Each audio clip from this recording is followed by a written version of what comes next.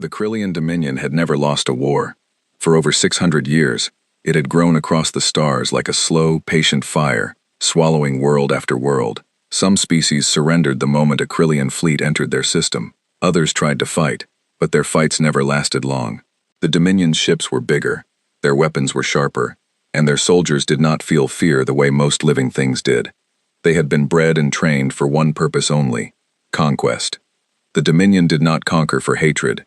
They conquered because it was simply what they did. Every species they found was studied for a short time, given one chance to surrender, and then either absorbed into the Empire as workers, or destroyed if they resisted too much.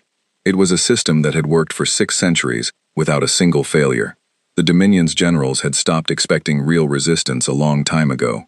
War to them had become routine, a formality, a box to check before a new planet was added to the Empire's long list of conquests. That was why, when Krillian scouts found a small blue planet on the edge of a quiet spiral arm, nobody in the high command felt any excitement. It was just another planet. Their scanners picked up signs of a technological species: radio signals, satellites, primitive fusion reactors, and strange chaotic patterns of energy use that suggested a species still deep in its early stages of growth. The scouts labeled the planet designation Sol 3, filed their report, and moved on to their next task. It would be handled the way every other planet had been handled. A fleet would be sent, a message would be delivered. The natives would either kneel or be removed. Admiral Threxil Vaughn was given the assignment.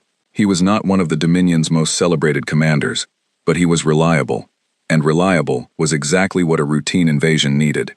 He had led 14 previous formality campaigns, as they were called inside the fleet, missions where the outcome was already decided before the first shot was fired. He expected this one to be the 15th. He did not even bring his full battle fleet. He brought 12 cruisers, 3 troop carriers, and 1 flagship, a force that had been more than enough to bring far more advanced species to their knees. When the Krillian fleet dropped out of hyperspace at the edge of the Sol system, alarms went off across Earth almost immediately. Deep space telescopes, military satellites, and amateur astronomers all caught the sudden burst of unusual gravitational distortion near Jupiter. Within hours, every major government on Earth knew that something enormous and clearly artificial had just appeared in their solar system. There was panic, of course. There always is, in the first hours after something like that happens. News channels broke into normal programming. Stock markets shook. People filled the streets in some cities, glued to their phones in others. But there was something else too. Something the Krillian Dominion had never encountered in any of its previous conquests. Instead of falling into helpless fear, the governments of Earth began to talk to each other. Old rivalries were put aside, at least for the moment. Emergency councils were formed. Military leaders from dozens of nations began sharing information in ways they never had before. The Dominion, of course, knew none of this. Admiral Vaughn's ships continued their slow approach toward the third planet, following the same procedure that had worked so many times before. A single message was prepared, translated by the fleet's automatic linguistic systems after they intercepted and studied Earth's radio and television broadcasts for a short time. The message was simple. It always was. It told the people of Sol 3 that the Krillian Dominion had claimed their planet as a new territory, that resistance was pointless, and that surrender within 48 hours would guarantee the survival and eventual usefulness of their species within the Empire. It was broadcast on every frequency the Dominion could find, cutting into television signals, radio stations, and even military channels. Billions of people around the world heard, in their own language, translated by an alien machine, a calm and almost bored voice telling them that their planet now belonged to someone else. For a moment, the whole world seemed to freeze. Then, slowly, it did not. In an underground command bunker outside Colorado Springs, a joint military committee watched the message play on a dozen screens. General Elena Cho, who had spent the last 6 hours coordinating with counterparts in Beijing, Moscow, London, and New Delhi, listened to the translated ultimatum without saying a word. When it finished, the room was silent for almost a full minute. "They didn't ask," she finally said. "They told us. Every species they've conquered has surrendered," said one of the analysts, a young man who had been reading intelligence summaries pulled together from decades of half-serious SETI research and speculative defense planning. If the patterns in their broadcast language are anything to go by, they're not expecting a fight. They're expecting paperwork. General Cho looked at the screen. at the 12 alien ships glowing faintly against the dark of space, caught on a long-range telescope feed. She thought about the 48-hour deadline. She thought about every war Earth had ever fought against itself, wars that had produced weapons, tactics, and a kind of stubborn defiance that no outside power had ever had to deal with before. Then let's give them something new, she said. Word moved fast after that. Within 12 hours, the United Nations Security Council held an emergency session, something that had never happened with such total unity before. For once, the great rivalries of Earth did not matter. Nations that had spent decades distrusting each other agreed, almost without argument, on one single point: humanity would not surrender. It was not that Earth's governments believed they could win. Nobody was foolish enough to think that a handful of nuclear-armed nations could defeat a species capable of interstellar travel. But there was something deeper at play, something the Dominion's translators had never picked up on. Humanity had spent its entire history fighting, against nature, against disease, against each other, against impossible odds. Surrender was not a natural response for a species like this. It was, if anything, the least likely response of all. Admiral Vaughn received Earth's official reply exactly 48 hours after his ultimatum was sent. It was short, it was blunt, and it made him pause for the first time in 14 campaigns. We refuse. Just 2 words, spoken by a human representative on a broadcast recorded specifically for the Dominion fleet, using their own translated language patterns sent back through the same channel. No pleading, no terms, no attempt at negotiation, just refusal. Vaughn reviewed the message twice, then a third time, checking for translation errors. There were none. He called his senior officers together in the flagship's command chamber, a wide circular room lit by soft blue light, its walls covered in slowly shifting star charts. They refuse, he told them. There was a long silence. None of the officers gathered there had ever heard those words used in response to a Dominion ultimatum. Refusal happened sometimes, technically, but it was rare, and it always came from species who had some obvious military advantage, some fleet or defense grid capable of at least putting up a real fight. Earth had none of that. Their technology, according to every scan the Dominion had taken, was primitive. Chemical rockets, basic nuclear weapons, no shields, no functioning warp drive. By every measurement the Dominion used to judge a species' threat level, Earth should have surrendered within the hour. They have no fleet, said one officer. No orbital defense. Nothing that should give them the confidence to refuse. Perhaps they don't understand what refusal means, suggested another. Vaughn considered this. It was possible. Species sometimes misunderstood the seriousness of a Dominion ultimatum, especially in their first contact with a truly advanced power. He decided to give them one more chance, a courtesy rarely extended, but one that cost nothing and might avoid unnecessary bloodshed. He ordered a smaller force, 3 cruisers and a single troop carrier, to descend toward the planet's surface and make contact directly, landing near one of the larger population centers to deliver the message again, in person, with the full weight of Dominion presence behind it. He chose to land near a city called Geneva, a location Dominion linguistic analysis had flagged as a center for diplomacy and negotiation among the humans. It seemed a fitting choice. If the humans wanted to talk, they could talk there, under the shadow of Dominion warships. What Admiral Vaughn did not know, what none of the Dominion's scans, translators, or 6 centuries of conquest experience could have told him, was that the moment his ultimatum had been broadcast across Earth's airwaves, something had changed. Humanity's militaries were not sitting still, waiting to be conquered. They were working. Scientists who had spent their careers dreaming about extraterrestrial contact were suddenly given unlimited funding and impossible deadlines. Military engineers who understood decades of theoretical alien defense scenarios, dreamed up in classified think tanks and war games nobody outside a few locked rooms had ever taken seriously, were pulled out of retirement and put to work immediately. Humanity did not have starships. It did not have shields or plasma weapons or anything close to what the Dominion possessed. But it had something the Dominion had never faced in 600 years of conquest. A species that had spent its entire existence learning how to fight against enemies stronger than itself, and had never once given up because of it.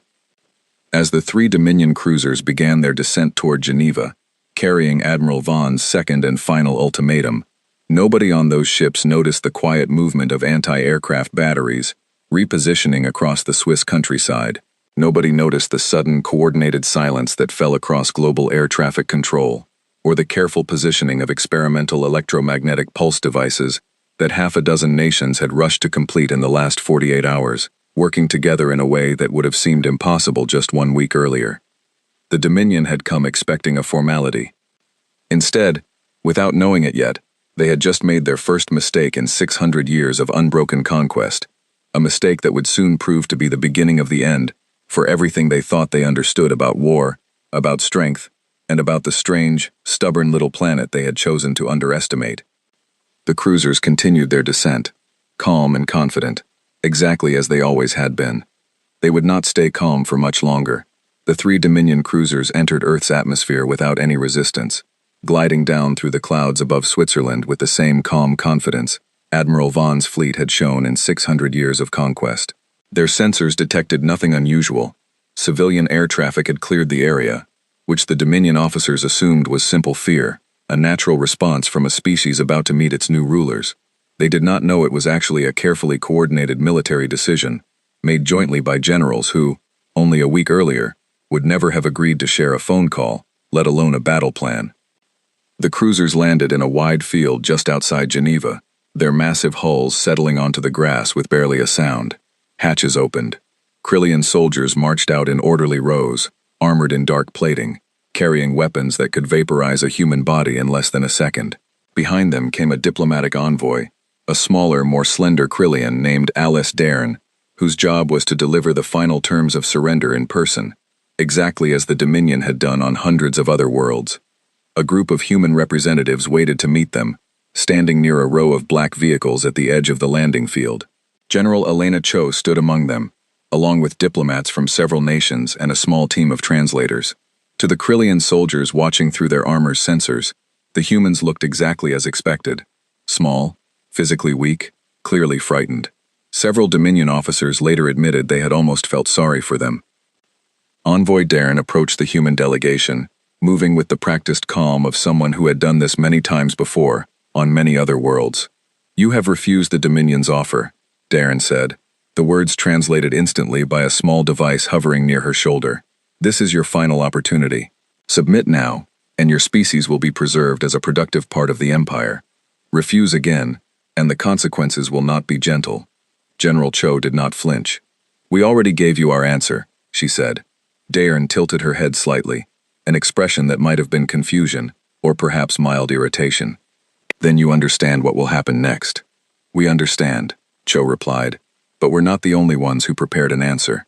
It was at that exact moment that the trap, quietly built over the previous 48 hours by a joint task force, representing more than a dozen nations, was triggered.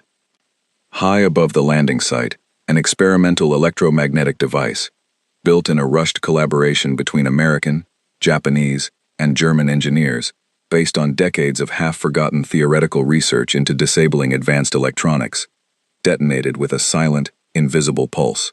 It had been designed specifically after studying the frequencies and energy signatures the Dominion ships gave off during their approach, patterns quickly analyzed by teams of physicists working non-stop since the ultimatum was first broadcast. The pulse tore through the electronics of the 3 landed cruisers, overloading their shields and disabling half of their internal systems in an instant. At the same time, hidden anti-aircraft batteries, repositioned over the last 2 days under the cover of civilian construction equipment, opened fire on the Dominion soldiers still standing in formation outside their ships. It was not enough firepower to destroy the invaders completely. Nothing on Earth was capable of that yet, but it was more than enough to catch them completely by surprise. For the first time in 600 years, Dominion soldiers found themselves under sustained, coordinated attack from a species they had assumed was already defeated. Envoy Dairn barely had time to register what was happening before Krillian soldiers around her began falling, their advanced armor unable to stop everything Earth scientists had rushed to build in less than 2 days. The soldiers, trained to fight species that either surrendered immediately or fought in disorganized, primitive ways, found themselves facing coordinated fire from multiple directions, weapons specifically designed, using data gathered from studying their own ships during the descent. The battle at Geneva lasted less than 20 minutes, but it changed everything. By the end of it, one of the 3 Dominion cruisers had been destroyed completely, its disabled shields unable to protect it from a coordinated missile strike launched the moment its systems went offline. The other two managed to lift off and retreat back into orbit, badly damaged, carrying wounded soldiers and an envoy who had never once in her career needed to run for her life. Admiral Vaughn received the reports aboard his flagship with a growing sense of disbelief. Losses. Real losses. A destroyed cruiser. Dozens of soldiers killed or wounded. An envoy forced to retreat under fire. In 600 years, the Dominion fleet record had documented very few incidents like this, and none of them had come from a species with technology as primitive as Earth's appeared to be. "Show me the battle data again," Vaughn ordered. His officers replayed it for him. He watched as human weapons, crude by Dominion standards but built with startling speed and precision, tore through Krillian shielding that had never failed like this before. He watched as ground troops, supposedly the most disciplined and effective soldiers in the known galaxy, scattered under fire from an enemy that should not have had the technology to fight back at all, let alone fight back this effectively. "This is not possible," said one of his officers. "Their technology level does not match this kind of response." "Clearly," Vaughn said slowly, "our assessment of their technology level was wrong. What the Dominion did not yet understand, what none of their 6 centuries of conquest had prepared them to understand, was that Earth's strength had never really been about the individual pieces of hardware they built. Human history was a long, brutal story of constant conflict, of nations racing each other to build better weapons, faster ships, smarter strategies, driven by the simple, painful fact that failing to keep up often meant being conquered by a neighbor. That instinct, buried deep in humanity's collective experience, had been switched on the moment the Dominion's ultimatum was broadcast across the planet, and once switched on, it did not turn off easily. Within days of the Geneva battle, humanity's response accelerated in ways the Dominion could not have predicted. Every major spacefaring nation pooled its resources. Private companies that had spent years developing rockets for orbital tourism and satellite launches suddenly found their factories converted into emergency defense production lines. Physicists who had spent their careers studying theoretical particle weapons were given labs and unlimited budgets. Computer scientists who understood advanced cyber warfare were assigned to a new task, studying the electronic signals gathered from the retreating Dominion ships, trying to find any weakness in their systems. It was not a fair fight, not even close. Dominion technology was still centuries ahead of anything Earth could build from scratch. But Earth was not trying to match their technology piece for piece. It was trying to find the cracks, the small weaknesses that could be exploited by a species that had spent its whole existence learning how to punch above its weight. Admiral Vaughn called for reinforcements from Dominion High Command, requesting a larger fleet than the standard force he had originally deployed. It was an unusual request. Formality campaigns almost never required reinforcement. But Vaughn had seen the battle data from Geneva, and he understood, better than most of his superiors back at Dominion Command, that something about this planet did not fit the pattern. While he waited for those reinforcements to arrive, Vaughn ordered a more cautious approach. Rather than another direct assault, he deployed automated surveillance drones to gather more information about Earth's capabilities before committing to another ground engagement. It seemed like the wise choice. In the past, it always had been. But humanity had already learned an important lesson from the Geneva battle, one that would define the rest of the war to come. The Dominion, for all its power, its history, its unbroken record of victory, was not used to being surprised. It had built an empire on the assumption that resistance was rare and always small. It had never needed to develop a real answer to a species that adapted quickly, coordinated globally, and refused, again and again, to accept defeat as inevitable. Within 2 weeks of the ultimatum's first broadcast, Earth's governments had built and deployed a network of ground-based sensors, specifically designed to track Dominion drone activity, using data patterns gathered from the retreating ships at Geneva. When the first wave of Dominion surveillance drones descended to gather intelligence on human military movements, they found themselves flying into carefully prepared jamming fields. Their signals scrambled just enough to send back false or incomplete data to the waiting Dominion fleet above. It was a small victory, almost invisible compared to the destruction of a cruiser, but it mattered more than anyone on Earth realized at the time. It meant that when Admiral Vaughn's reinforcements finally arrived, carrying a fleet nearly 10 times the size of his original force, they would be arriving with an incomplete and partially false picture of what Earth was actually capable of. The Dominion still believed, deep down, that Earth's resistance was a fluke, An unusual stroke of luck that would not repeat itself once real Dominion military strength was brought to bear. Admiral Vaughn was not so sure anymore. He had begun, quietly, to study everything he could about this strange, stubborn species, trying to understand what exactly he was dealing with. He did not yet know that he was looking at the beginning of the end of everything the Dominion had built over 600 years of conquest. But somewhere, deep in his instincts, sharpened by decades of campaigns that had never once gone wrong, a small and uncomfortable doubt had begun to grow. Earth was still standing, and Earth was not done fighting. 3 weeks after the battle at Geneva, the sky above Earth changed. What had once been 12 Dominion ships became more than 100, arriving in a slow, deliberate wave that stretched across the orbital paths of the moon. Admiral Vaughn's reinforcements had arrived, and with them came something Earth had never seen before, the true might of the Krillian Dominion, no longer holding back, no longer treating this as a simple formality. Fleet Commander Ressa Eichhorn arrived with the reinforcements, outranking Vaughn, and taking overall command of what Dominion High Command now officially classified as a full military campaign, rather than a routine annexation. Eichhorn had a reputation of her own, built across decades of brutal campaigns against species who had dared to resist longer than most. She did not share Vaughn's growing caution. To her, the battle at Geneva was an embarrassment, a stain on Dominion history that needed to be erased quickly and completely. "They caught us unprepared once," she told Vaughn aboard her flagship, the Ashen Verdict, a vessel 3 times the size of anything Vaughn commanded. "That will not happen again." Vaughn, standing quietly beside her, chose his words carefully. "With respect, Commander, I do not think this species fights the way we expect. Every scan, every report, every piece of data we gather about them seems to be outdated within days. They adapt faster than any species I have encountered." Eichhorn dismissed this with a wave of her hand. "All primitive species adapt at first. It means nothing once real force is applied."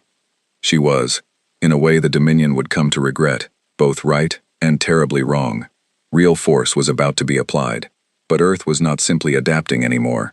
It was preparing for exactly this moment, using every day since Geneva to build not just weapons, but alliances, strategies, and a level of coordination that no Dominion campaign had ever needed to account for. What neither Eichhorn nor Vaughn understood yet was that Earth's resistance had already begun attracting attention far beyond its own solar system. The Dominion's empire stretched across hundreds of star systems, and not all of the species living under its rule had joined willingly. Many had been conquered generations ago, their military forces crushed quickly, their populations absorbed into the Dominion's vast labor and resource networks. Among these species were the Halvex, a once proud people known for their skill in engineering, who had been serving the Dominion for over 2 centuries, after a war that had lasted only a few days before their surrender. News of Earth's resistance traveled slowly at first, filtered through Dominion communication networks that were never meant to carry stories of defeat. But information has a way of moving, especially among people who have been waiting a long time for a reason to hope. A maintenance worker aboard a Dominion supply station near Halvex Space overheard fragments of a report about unexpected losses at Sol 3. He mentioned it, quietly, to a friend. That friend mentioned it to another. Within weeks, a rumor had spread through the Halvex worker communities. Somewhere out on the edge of Dominion space, a small, primitive species had fought back against the Empire and survived. It was not much. It was barely more than a whisper, but it was the first spark of something the Dominion had never had to deal with in 600 years of unchallenged rule. Hope, spreading quietly among the very species they had already conquered. Back on Earth, humanity had no idea that its resistance was already being noticed light years away. Its focus remained entirely on the growing Dominion fleet gathering in orbit. Military leaders across the world understood that another Geneva-style ambush would not work twice against a force this size. Eichhorn's fleet was too large, too well defended, too prepared for the kind of surprise that had worked before. So humanity changed its approach. Rather than trying to fight the Dominion fleet directly, Earth's combined military command, now formally organized under a new emergency body called the Global Defense Coalition, focused on 2 things: buying time and finding weaknesses. The first strategy involved something the Dominion had never considered a real threat: cyber warfare. While Dominion technology was centuries ahead of Earth's in most areas, Their systems had never needed to defend against the kind of relentless, creative digital attacks that human hackers, criminal and government alike, had spent decades perfecting against each other. When a small joint team of American, Israeli, and South Korean specialists finally cracked a fragment of the communication protocol used by the damaged cruisers left behind after Geneva, they found something valuable: a way to feed false sensor data directly into Dominion drone networks. It was not a weapon. It could not destroy a single ship, but it meant that when Icorn's fleet began deploying reconnaissance drones across the planet, gathering data to plan their next assault, a significant portion of what they gathered was quietly and carefully corrupted, feeding the Dominion an image of Earth's defenses that was both incomplete and, in some places, deliberately misleading. The second strategy was more direct and far riskier. Rather than waiting for the Dominion to choose the time and place of the next battle, a coalition of special forces units from a dozen nations planned a strike of their own, a raid on one of the smaller Dominion vessels that had been left in low orbit, conducting what appeared to be routine atmospheric scans. The operation, codenamed Steel Harvest, involved a modified spaceplane, originally built for high-altitude reconnaissance, fitted with experimental stealth coating, developed in the weeks since Geneva. It carried a small team of soldiers whose mission was not to destroy the Dominion vessel, but to board it, gather technological data, and if possible, extract a working sample of Dominion shielding or weapons technology that Earth scientists could study. It should not have worked. By every reasonable measure, a mission like this against a species with 600 years of unbroken military dominance should have ended in disaster. But the Dominion, for all its strength, still carried the quiet arrogance of a species that had never truly been challenged. The vessel Steel Harvest targeted was lightly defended, its crew more focused on gathering intelligence than defending against an attack nobody expected a primitive species to attempt. The raid succeeded. It cost lives. 6 soldiers did not make it back, but the mission returned with something priceless: a functioning fragment of Dominion shield technology, along with data drives containing partial fleet schematics. When Fleet Commander Icorn learned of the raid, her reaction was very different from Vaughn's growing concern. She was furious, but not afraid. To her, it confirmed exactly what she had always believed: that Earth needed to be crushed quickly, completely, and without further hesitation. "Enough patience," she told her officers. "We move against their largest population center immediately. We show them exactly what happens to a species that dares to steal from the Dominion." Vaughn objected, quietly but firmly. "Commander, every action we take against them seems to make them stronger, not weaker. I recommend caution." "Caution," Icorn said, "is what allowed them to destroy one of our ships and board another. I will not repeat that mistake." She ordered a full assault on one of Earth's largest coastal cities, intending to demonstrate the true cost of resistance in a way that could not be ignored. It was, by Dominion standards, a reasonable strategy. It had worked on other worlds. A single overwhelming show of force, aimed at a civilian population, had broken the will of dozens of species before Earth. But those species had not spent their entire history fighting wars against each other. They had not built cities designed, in some cases quite literally, to survive bombardment. They had not developed, over decades of Cold War tension, deep underground shelters, early warning systems, and evacuation protocols originally designed for nuclear conflict between human nations. When Icorn's fleet began its bombardment run, they found a city that had already been almost completely evacuated in the hours since Dominion warships had begun repositioning in orbit. Movement Humanity's own tracking systems, sharpened by weeks of desperate improvement, had detected and understood far faster than the Dominion expected. The destruction was still enormous. Buildings fell. Infrastructure was devastated. It was a wound that would take years, perhaps decades, to heal. But it was not the crushing, decisive blow Icorn had wanted. Casualties, while tragic, were a fraction of what the Dominion had expected from an unprepared population. And rather than breaking humanity's will to resist, images and reports of the attack, shared instantly across a planet more connected than any species the Dominion had ever conquered, did the opposite. It united what remained of the doubt. Nations that had still been hesitant, quietly hoping some kind of negotiated settlement might still be possible, abandoned that hope entirely. Public support for resistance, already strong, became absolute. Young men and women who had never considered military service volunteered in numbers that overwhelmed recruitment centers. Scientists worked without sleep. Factories ran around the clock. And far away, aboard a Dominion supply station near Halvex space, the whisper about a primitive species that refused to surrender grew a little louder, carried now not just by rumor, but by fragments of encrypted Dominion battle reports that spoke, with obvious frustration, of a campaign that was not going as planned. The Dominion had wanted to teach Earth a lesson about the cost of resistance. Instead, without meaning to, they had just given the rest of their empire something far more dangerous than a lesson. They had given them an example. 2 months into the war, Earth was a very different planet than the one Admiral Vaughn had first approached with a routine ultimatum. Cities that had once been centers of commerce and tourism were now surrounded by hidden bunkers, mobile defense platforms, and layers of camouflage designed by engineers who had studied every scrap of data recovered from Steel Harvest and the wreckage at Geneva.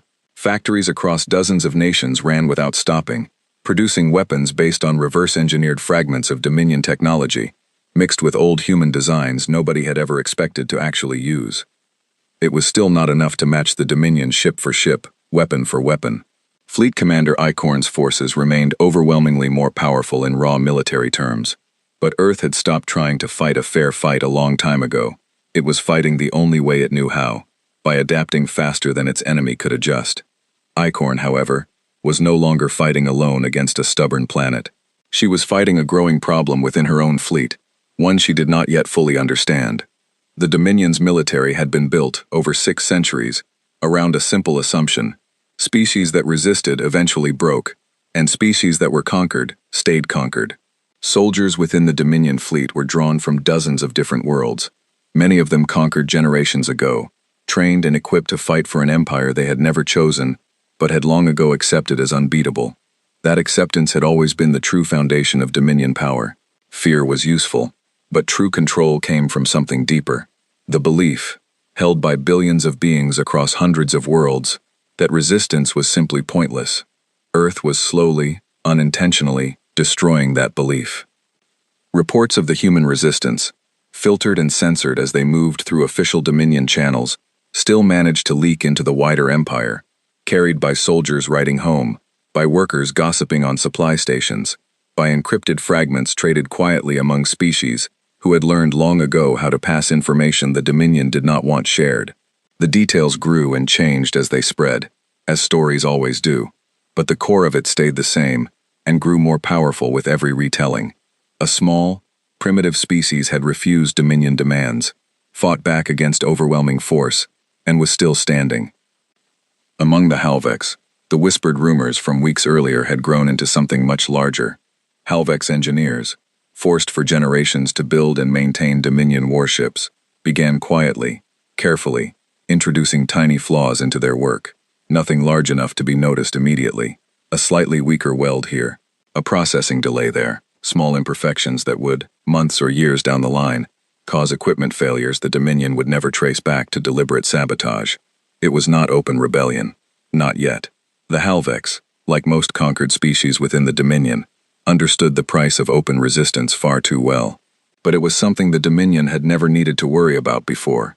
Quiet, deliberate resistance, spreading slowly through the machinery of the Empire itself. Back on Earth, humanity's leadership remained unaware of the ripples their resistance was sending through Dominion space.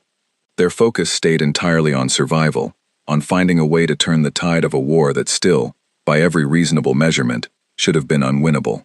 The turning point came not from a single battle, but from a discovery made deep in a research lab outside Geneva, the same city where the war had truly begun. Using the shield fragment recovered during Steel Harvest, along with data gathered from the destroyed cruiser, and months of relentless research, a joint team of physicists finally understood something crucial about Dominion shield technology. It relied on a narrow, specific frequency range to maintain its strength, a range that had never needed to change in 600 years, because no enemy had ever come close to understanding it, let alone targeting it directly. It was not a weakness by design, it was a weakness born from pure, unchallenged confidence. The Dominion had built its shields to be strong against anything they had ever faced. They had never needed to build them to be unpredictable, because no one had ever forced them to. Earth scientists, working with what little time and resources they had, began developing a new class of weapon, not more powerful than existing human weapons, but tuned specifically to disrupt the exact frequency range Dominion shields depended on. It would not destroy a ship outright, but it would, for a brief window of time, leave that ship's defenses open.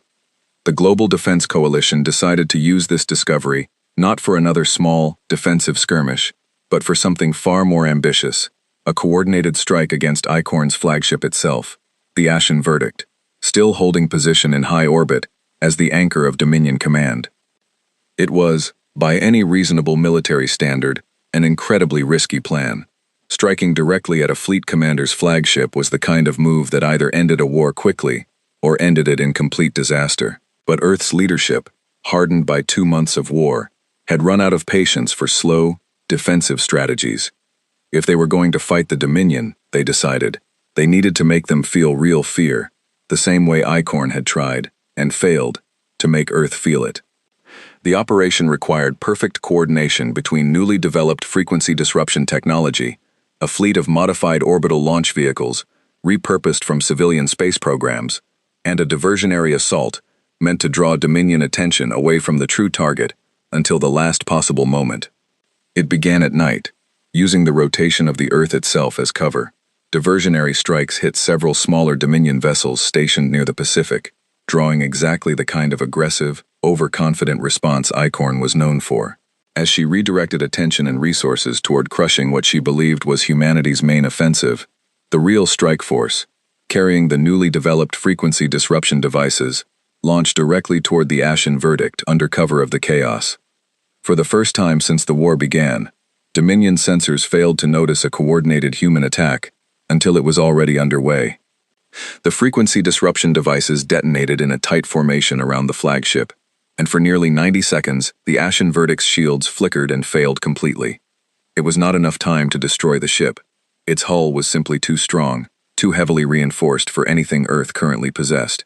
But it was enough time for a coordinated missile strike, launched from modified human orbital platforms, to tear through unprotected sections of the vessel, crippling several weapon systems and forcing ICORN's flagship to retreat from orbit entirely for emergency repairs. It was the first time in 600 years that a Dominion fleet commander's flagship had been forced to withdraw from an active campaign. Aboard the Ashen Verdict, in the chaos following the attack, ICORN stood in her damaged command chamber, staring at reports she did not want to believe. Her ship, one of the most powerful vessels in the entire Dominion fleet, had been humiliated by a species she had dismissed as primitive only weeks earlier. Vaughn, present for the aftermath, chose his words with the same quiet caution he had shown since Geneva. "Commander, I believe it is time we reconsider our approach." For the first time, ICORN did not immediately dismiss him. News of the attack on the Ashen Verdict spread through Dominion communication channels far faster than any previous report from the Sol campaign, and this time, it was impossible to fully censor or contain. A Dominion fleet commander's flagship, forced into retreat by a supposedly primitive species. It was the kind of story that could not simply disappear, no matter how hard Dominion High Command tried to control it. Across the Empire, in supply stations and labor camps and quiet corners of conquered worlds, the whisper that had started weeks earlier grew into something Dominion High Command had never needed to plan for in 6 centuries of unbroken rule. On a mining colony in Halvex space, a small group of workers, emboldened by rumors of Earth's resistance and the retreat of the mighty Ashen Verdict, made a decision that would have been unthinkable only months earlier. They sabotaged a critical piece of mining equipment, not through small deniable imperfections this time, but through open, deliberate destruction, and then refused to repair it, even under threat of punishment. It was a small act, isolated, quickly and brutally suppressed by Dominion security forces stationed on the colony. But it was the first open act of rebellion the Dominion had seen from a conquered species in over 80 years. It would not be the last. Back on Earth, humanity did not yet know about the quiet cracks spreading through the Empire that had once seemed unbeatable. They knew only that, for the first time since the war began, they had won a real, undeniable victory. ICORN's flagship had retreated. Dominion forces, for the first time, were being forced to reconsider their strategy entirely. It was not enough to win the war. Not yet. ICORN still had dozens of ships, an overwhelming advantage in raw military power, and a growing determination to end this humiliation as quickly and violently as possible. But something fundamental had changed, both on Earth and across the wider Dominion Empire, something that could not be undone with any amount of military force. Fear, the true foundation of 600 years of Dominion power, had finally, for the first time, begun to crack. 3 months after the Krillian Dominion first arrived above Earth, expecting a quick, quiet surrender, Fleet Commander Ressa Eichhorn stood aboard the repaired Ashen Verdict and made a decision that would define the rest of the war. She requested and received authorization for a full deployment, not a formality fleet, not even the reinforced force she had already brought to Earth, but a true war fleet, the kind the Dominion had not needed to use in generations. 200 warships, orbital bombardment platforms, elite ground legions trained for total planetary conquest rather than simple policing of a defeated population. Dominion High Command approved the request without hesitation. What had once been dismissed as an embarrassing but minor setback had become, in the eyes of the Empire's leadership, something far more dangerous. A symbol. Reports of open rebellion, small but growing, had begun appearing not just among the Halvex, but on 2 other conquered worlds as well. Each incident directly linked, in whispered stories passed quietly between systems, to the ongoing resistance at Sol 3. The Dominion did not fear Earth's weapons. What it feared, for the first time in 6 centuries, was what Earth represented. It could not afford to lose this war, not anymore. Too many eyes across the Empire were watching. On Earth, the Global Defense Coalition understood, through intercepted Dominion communications and the increasingly desperate tone of their broadcasts, that something had shifted. The next attack would not be another formality campaign, another cautious probing assault. It would be everything the Dominion had. Humanity had 3 weeks to prepare before the new fleet arrived, and it used every single hour of that time. Nations that had spent decades distrusting each other now operated as a single, unified defense network, sharing technology, resources, and strategy, with a level of cooperation that would have seemed impossible before the Dominion's ultimatum. The frequency disruption technology that had crippled the Ashen Verdict was refined, miniaturized, and mass-produced. Underground shelters, already built to survive nuclear war, were reinforced further. Every functioning military satellite, repaired rocket, and modified aircraft was prepared for what everyone now understood would be the true, final battle for the future of the planet. Admiral Vaughn, still serving under Eichhorn despite his growing doubts, made one final attempt to change his commander's approach before the new fleet arrived. "Commander," he said, standing in the same command chamber where he had first reported humanity's refusal, months earlier, "everything we have done here has made them stronger. If we bring overwhelming force and still fail to break them, the damage to the Dominion will be far worse than anything we have already suffered." Eichhorn's response was cold and final. "Then we will not fail." The Dominion fleet arrived above Earth on a clear morning, blotting out patches of sky with the sheer number of ships descending into formation. It was, by any measure, the largest single military deployment the Dominion had used in over a century. Eichhorn intended to end the war in a single, overwhelming strike, simultaneous orbital bombardment of every major human population and military center, followed immediately by full ground invasion, crushing any possibility of continued resistance before it could even begin. What she did not know, what her scans and intelligence reports had once again failed to fully capture, was that humanity's true strength had never been in matching the Dominion ship for ship. It had been in becoming impossible to predict. As the Dominion fleet began positioning for its coordinated bombardment, thousands of frequency disruption devices, hidden across the planet in modified civilian satellites, repurposed weather balloons, and small orbital platforms, launched in complete secrecy over the previous 3 weeks, activated simultaneously. It was not a single attack aimed at one flagship this time. It was an attack aimed at the entire fleet at once. A coordinated disruption, unlike anything the Dominion had ever needed to defend against. Shields across dozens of ships flickered and failed in the same critical moment. It was not enough to disable the entire fleet completely, and Eichhorn's engineers, having studied the earlier attack on the Ashen Verdict, had made some adjustments that limited the damage. But it was enough to throw the Dominion's perfectly coordinated assault into chaos, forcing ships to break formation, redirect power, and scramble to compensate for a weakness they had never had to plan around before. Into that chaos, humanity launched everything it had built in 3 desperate weeks: modified missiles, repurposed rockets, and a small fleet of experimental spaceplanes carrying human pilots willing to fly directly into a battle that, only months earlier, would have seemed like certain suicide. The battle above Earth lasted nearly 6 hours, the longest sustained engagement the Dominion had fought in over 3 centuries. Losses were heavy on both sides. Human casualties were painful and real, ground infrastructure damaged, lives lost that could never be replaced. But Dominion losses, for the first time in the entire war, were catastrophic by their own standards. Nearly a third of Icorn's war fleet was destroyed or disabled, a level of destruction the Dominion had never suffered in a single engagement against any species in 600 years of conquest. Icorn, watching her fleet break apart around her, finally understood what Vaughn had been trying to tell her since the very beginning. This was not a primitive, disorganized species, stumbling into occasional lucky victories. This was a species that had turned every single mistake the Dominion made into a lesson, every defeat into preparation for the next battle. With her fleet crippled and her ground invasion plan now impossible to execute safely, Icorn made the decision no Dominion fleet commander had made in living memory. She ordered a full retreat.